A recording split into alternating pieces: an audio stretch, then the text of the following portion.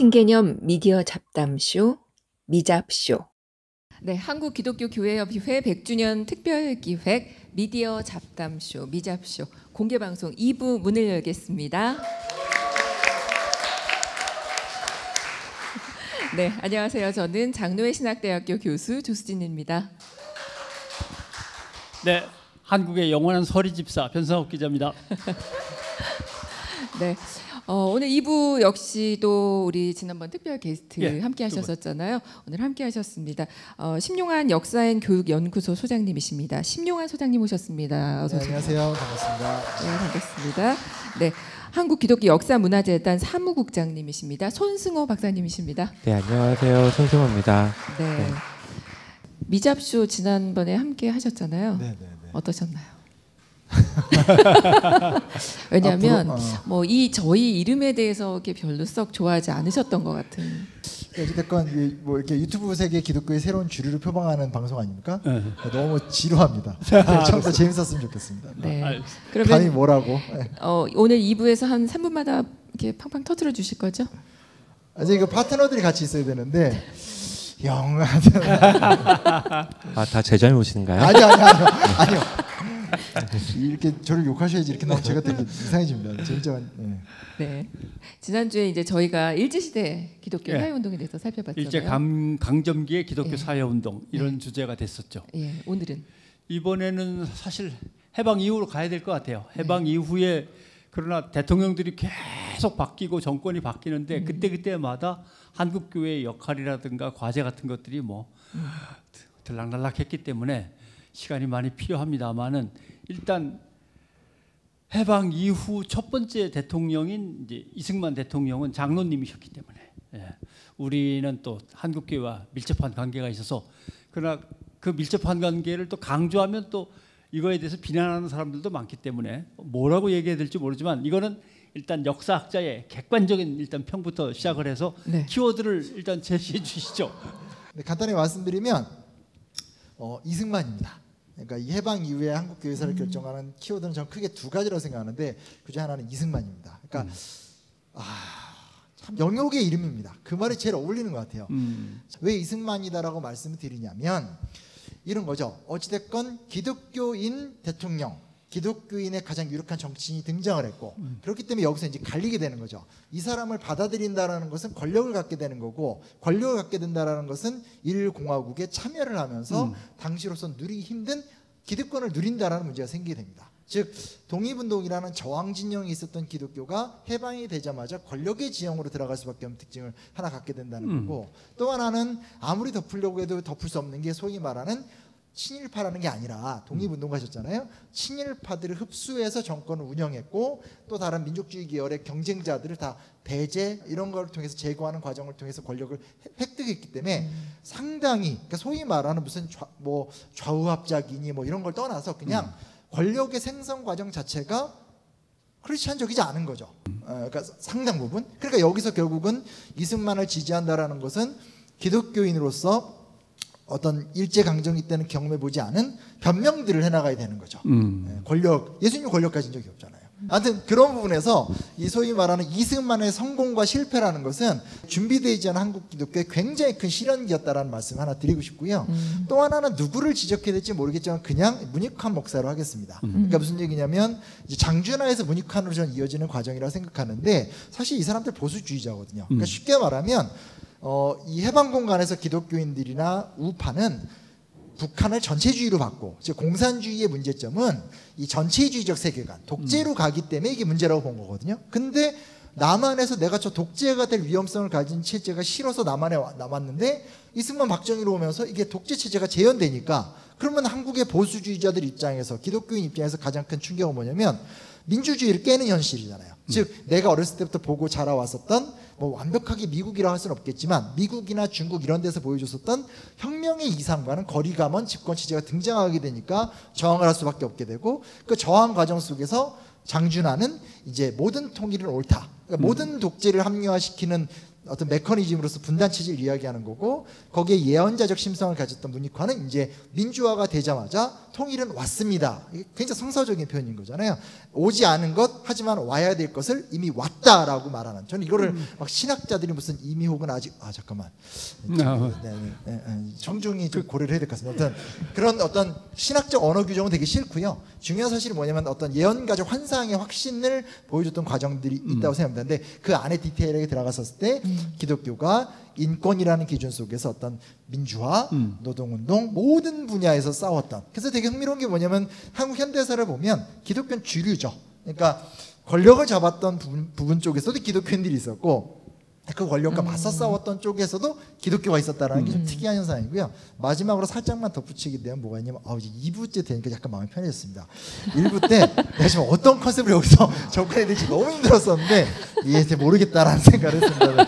1980년대라는 예외성 앞에서 기독교가 굉장히 큰 브레이크를 걸리게 되는 거죠. 왜냐하면 80년대로 들어오면서 소위 말하는 처음으로 좀 거칠게 이야기한다면 반미 그리고 마르크시즘 그리고 대학생 그룹 뭐 이런 식의 어떤 새로운 형태의 그룹들이 등장하면서 기독교가 없어도 가능한 민주화 운동, 기독교가 없어도 가능한 사회 운동, 기독교가 없어도 되는 사회에 대한 본격적 담론이 시작이 됐기 때문에 사실은 1980년대 민주화 운동이라 그 거대한 열망의 과정은 어떻게 보면 그동안 50년대 때부터 70년대까지 들어왔었던 숫자는 적지만 공고한 기독교적 지위, 사회적 가치가 이제 확실히 소멸되어 가는 시간이었다. 뭐 저는 이렇게 생각을 합니다. 네. 이상입니다. 네, 그 시기를 또 이제 정리를 이렇게 해주셨고 우리 손 박사님께서 받으셔서 말씀해 주시죠. 네. 그러니까 기독교가요. 그러니까 일제 시대까지만 해도 핍박당하는 소수 종교였다가 해방이 되면서 미군정이 들어오잖아요. 예. 그러면서 선교사들이 미군정의 관료로 다시 재입국을 하고 목사님들이 또 이제 영어를 할 줄 알았기 때문에 주요한 보직들을 맡고 하면서 힘의 종교가 되죠. 예, 그리고서는 기독교 위에 나라를 세우겠다라고 하는 기독교 건국론을 열심히 얘기하면서 어쨌든 이승만을 대통령으로 세우고 성공하는 거죠. 네, 그러다 보니까 생겼던 문제가 뭐냐하면 사실 당시 한국의 기독교의 역사가 그렇게 길지 않으니까 어떤 성숙도로 보면 여전히 아이인데 얘가 힘이 세져 버린 거예요. 그러면 이 힘을 어떻게 사용하는 게 잘 쓰는 건지 모르는 거죠. 그러니까 엄마 때리고 막 그러는 애. 예, 그게 이제 당시 한국 기독교였다. 정통을 인정하기가 참 힘듭니다. 보수 기독교인 입장에서 상당히 급진적인데요. 아니요, 그냥 뭐 그 비유하자면, 네, 그러니까 뭐 사회적인 정의라던가 다른 사람 눈치를 봐가면서 뭔가를 잘 해봐야겠다는 생각보다는 지금 갖고 있는 이 권력을 어떻게 잘 활용할까에 매몰되어 있었던 거죠. 그래서 이제 한국 전쟁기로 넘어가면 이제 다양한 민간인 학살에 어떤 명령 체계권자들이 기독교인들이 되게 많아서 이제 반공주의에 대한 어떤 아주 전투적인 반공주의가 아주 재생산되는 구조도가 그때 만들어지고 그러면서 이제 이후에도 쭉 반공주의 세력으로서 한국에서 많은 역할들을 하는 거죠.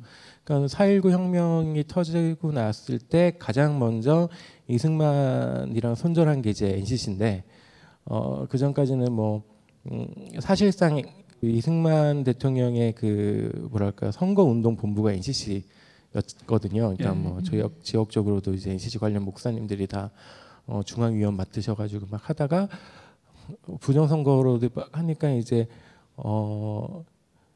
옛날에 그 식민 지배에서 우리를 해방시킨 하나님이 이번에도 우리를 잊지 않으시고 강압 통치의 철수에서 우리를 건져 주셨다. 뭐 이런 성명을 발표해요.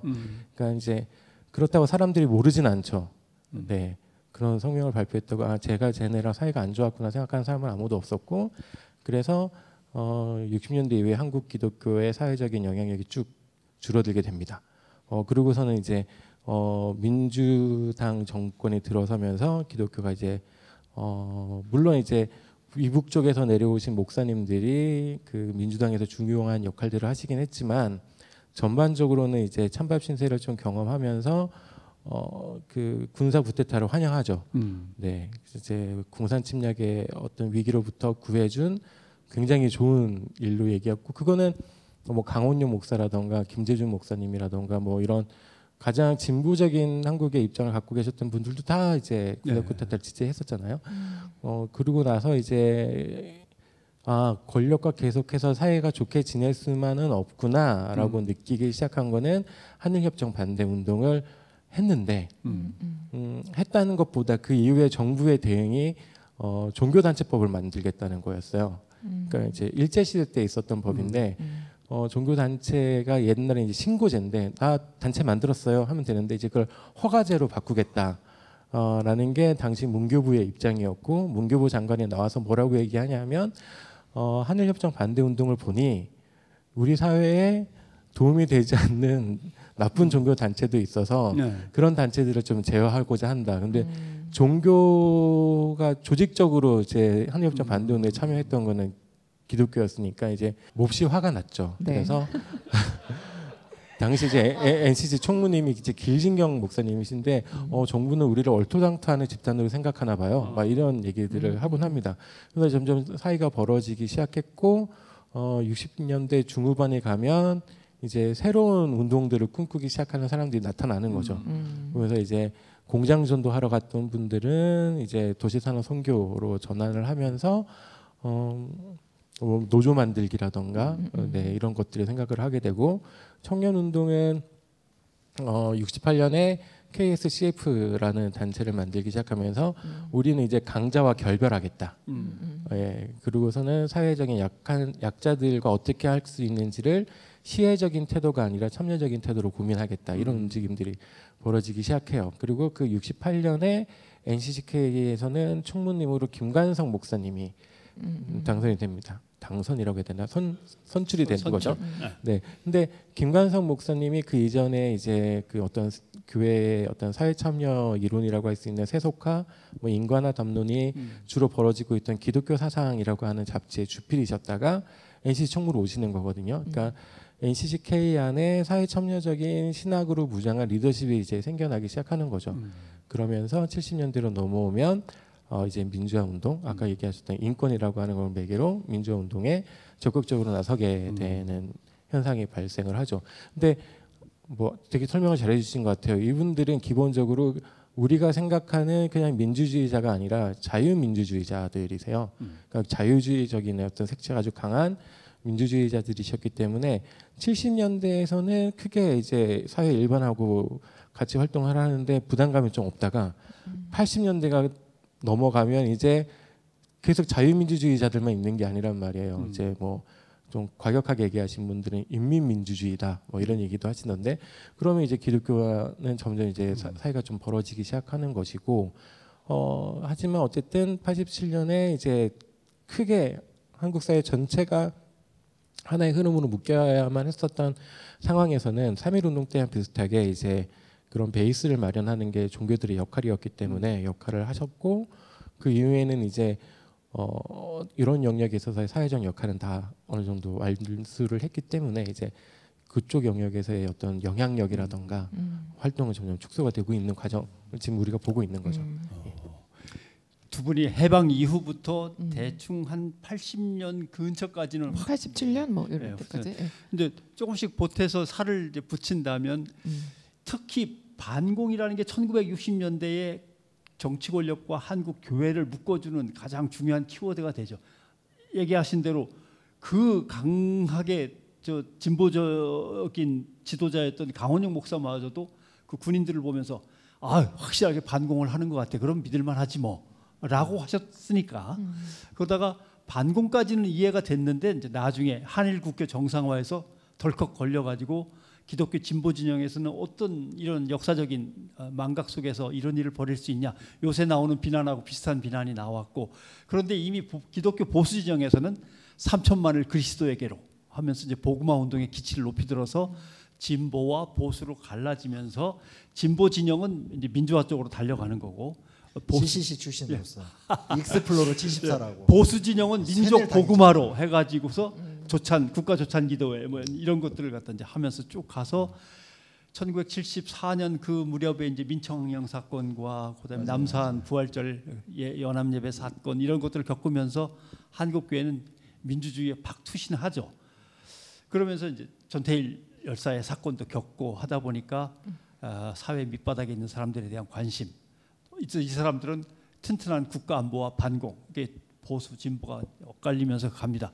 그러다 보면 등장하는 게 결국 뭔가 하나가 빠진 거가 있는 것 같은데 일단 저희가 네. 그 NCCK 100주년 기념 그래요. 방송입니다. 네, 그래서 그 요 시기에 네. NCCK의 역할에 대해서도 좀 인권위원회도 있었을 거고 네. 사회선교 아까 잠깐 위원회도 다뤄주셨어요. 있었고, 인권위원회 다뤄주셨거든요. 목요기도회도 있었을 거고 아까 이제 여기서 민청년 시작이죠. 사건 이후에 그 목요 기도회가 시작이 된 거잖아요. 네. 네.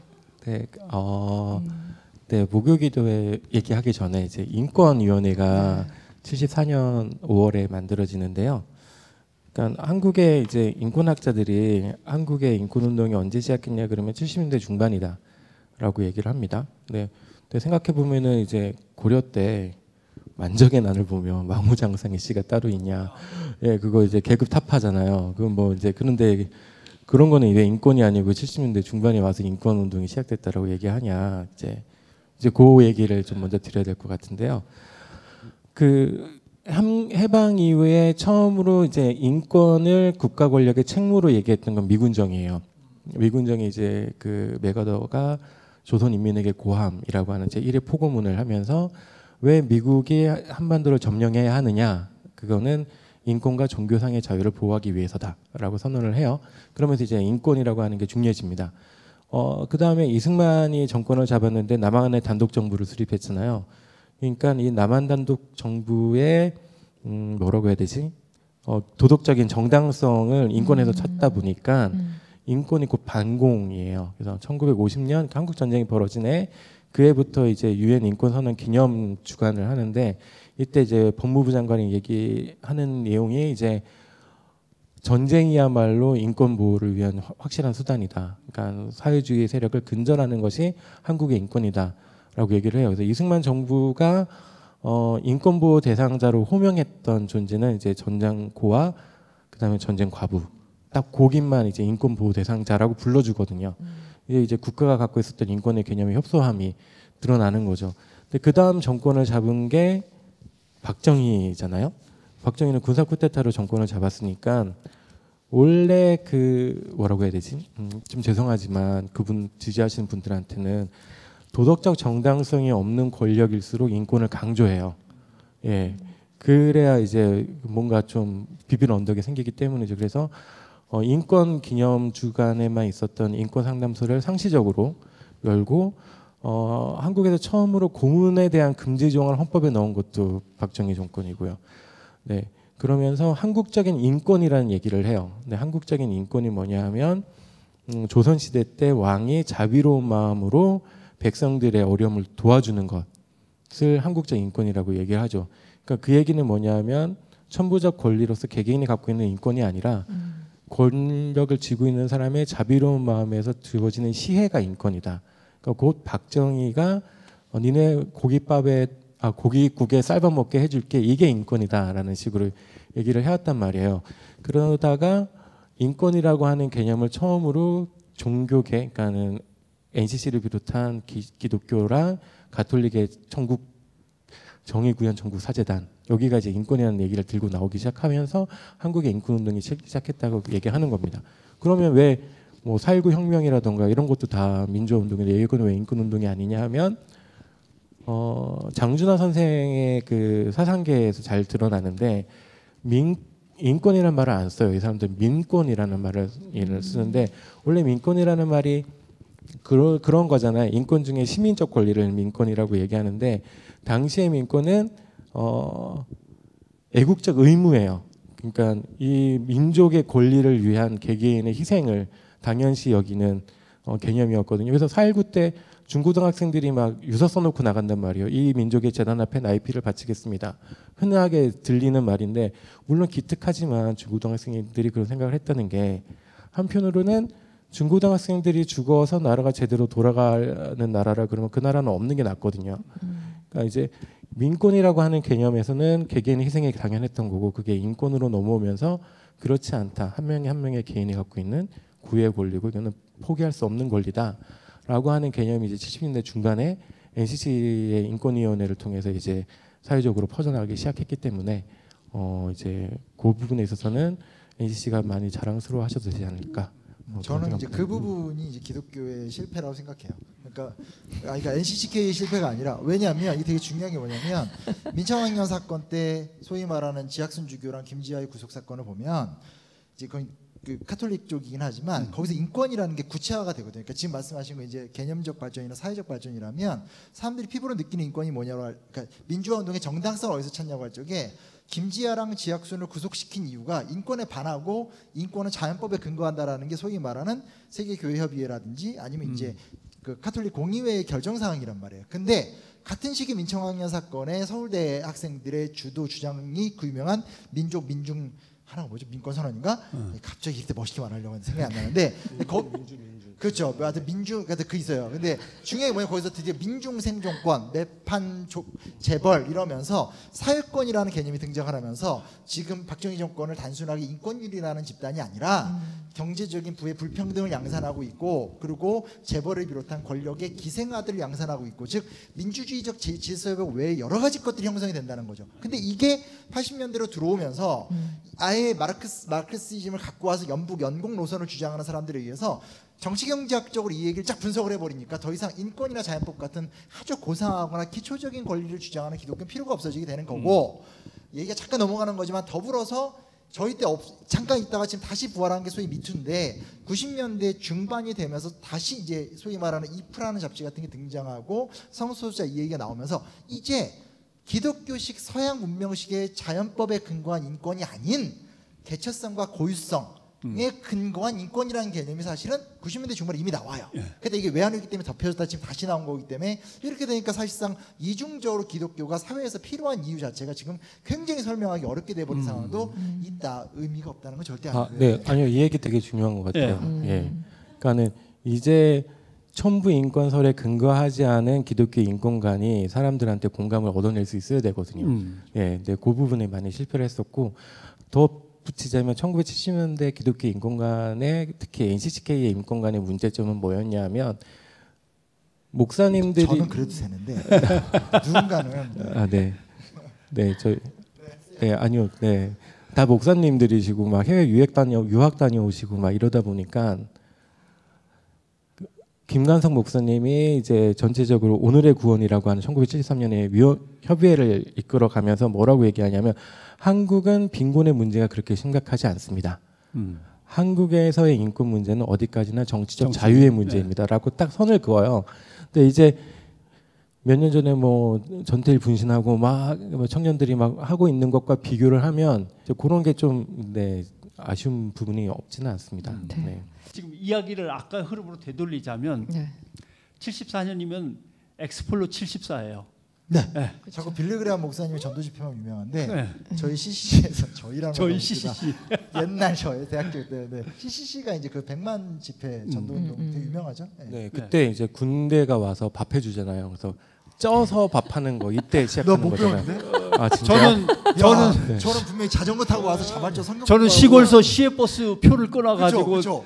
여의도에 와서 새우잠을 자면서 새벽기도에 참석했죠. 그 시간에 이런 사람이에요, 내가. 텐트 쳐주고, 화장실도 지어주고, 헌금도 날라주고, 그러면서 그건 이제 민족 보고말을 계속 기치로 내건 보수 진영의 입장이었고, 진보 진영에서는 그때 이제 남산 사건이나 이런 사건을 겪으면서 감옥으로 다 들어가는 거죠. 기독교 교수들은 다 해직 교수가 돼버리고 기독 학생들은 다 감옥에 가고, 그래서 해직 교수와 감옥에 갔던 학생들이 만나가지고 새로운 어떤 기독교 민주화 운동의 이제 핵심 역량을 갖다 구축하는 건데, 그게 이제 어떻게 보면 NCC를 중심으로 해서 하나의 인권 운동과 민주화 운동이 이제 뭉쳐지는 그런 상황이 되는 거죠. 반공에 대해서 하나 덧붙이겠는데, 이제 일단 이제 반공은 공산주의를 반대한다는 말도 있지만 이제 소위 말하는 반공주의, 그러니까 항상 적대적 긴장 관계를 유지해야 된다라는 게 사실 우리 사회에서 더 강하잖아요. 그러니까 근본적인 것보다 이게 강한데, 그러니까 우리가 80년대 이후를 겪고 나고 워낙 보수 진영의 정치 캠페인 때문에 마치 이제 이 이상한 현상 때문에 반공이라는 개념의 스펙트럼이 좀 단순화가 됐는데 사실 이제 반공이라는 개념, 그러니까 뭐라 할 수 있을까? 그러니까 기독교의 주류 세력은 항상 다 이승만식 반공주의였다. 이건 저는 분명히 문제가 있다고 생각합니다. 그런 부분도 있지만 반대편에서선 소위 말하는 남북 대화를 주도하는 이야기들, 그러니까 반공 자체를 부정하진 않지만 반공을 전제로 하더라도 적극적인 대화와 소통을 통한 새로운 이야기를 만들어가겠다는 의지는 항상 같이 나타나거든요. 그리고 뭐 이게 예를 들면 이제 김대중 대통령이 이제 어떻게 보면 조금 더 자서전 같은 데서 자기 어떤 현해탄에서의 암살 위기를 예수님 만나고 이렇게 좀 직접적으로 이야기하니까 그 순간 나오죠. 아, 걔는 천주교 신자다 이야기하는데. 김영삼 대통령, 우리가 장로 대통령하면 자꾸 섭섭하게 이명박 대통령만 기억하지만 원래 충격교회 장로 대통령이 김영삼 대통령인데 김영삼 대통령이 광주 항쟁 3주기 단식 투쟁을 할 때 그 24일, 28일이죠, 그렇죠? 그 단식 투쟁할 때 성경을 인용하면서 시작을 해요. 그러니까 한국에서의 반공주의라는 것은 원론적 의미에서 공산주의를 받아들이냐를 좀 넘어서 이 우리의 정체성이 공산주의는 아니더라도 대화를 해야 된다라는 어떤 그런 태도는 사실은 좀 딱 뭐 기독교는 반공 그리고 아닌 건 비반공 이런 식은 좀 최근에 만들어진 형성이다. 훨씬 더 역동적인 스펙트럼은 60년대, 70년대, 80년대까지 있었다는 얘기는 슬쩍 더 붙여 싶습니다. 네.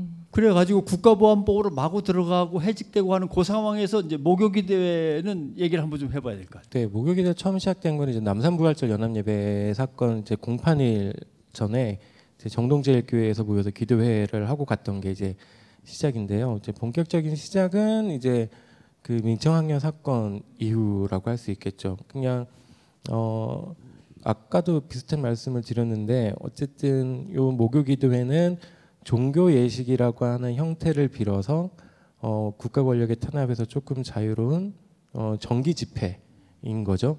그래서 종교이기 때문에 집회를 금지하기가 힘든 그 측면이 굉장히 잘 발휘되어서 그 80년대까지 꾸준히 이어졌던 시국 집회인 거고요. 이게 왜 중요한지를 볼 수 있는 거는 이 민청학년 사건의 가족들이 발표한 성명서를 비교해 보면 첫 번째 냈던 성명서는 우리 애가 그런 애가 아닌데 우리 참 잘 봐주세요라는 성명서를 내요. 그다음에 목요기도를 통해서 모여서 우리 애가 잘못한 게 아니야라는 얘기들을 서로 나누시죠. 그러고서는 두 번째 내는 성명서는 이제 내가 내 자식이 부르짖다 들어간 민주주의를 외치겠습니다라는 성명서를 내거든요. 그러니까 이게 그렇게 정기적으로 모일 수 있는 집회라고 하는 것이 얼마나 중요하고 사람들의 꿈을 잃지 않게 만들 수 있는가에 대해서는 의미가 굉장히 큰 것 같아요. 그러니까 알릴 길이 없었으니까 그 기도회를 통해서 또 알릴 그렇죠. 수 있는 기회가 예. 되는 거죠. 예. 뭐 사실 다룰 이야기 주제는 많지만 저희가 시간이 다 돼서 일단은 그 해방 이후부터 1987년까지 얘기는 여기서 마무리를 하겠고요. 또 3부에 이어서 그렇다면 우리가 이렇게 역사를 살펴보는 이유가 사실은 앞으로 어떻게 할 건가 이게 중요한 거잖아요. 그래서 3부에서 또 다루도록 하겠습니다. 오늘 긴 시간 함께해 주셔서 고맙습니다. 나.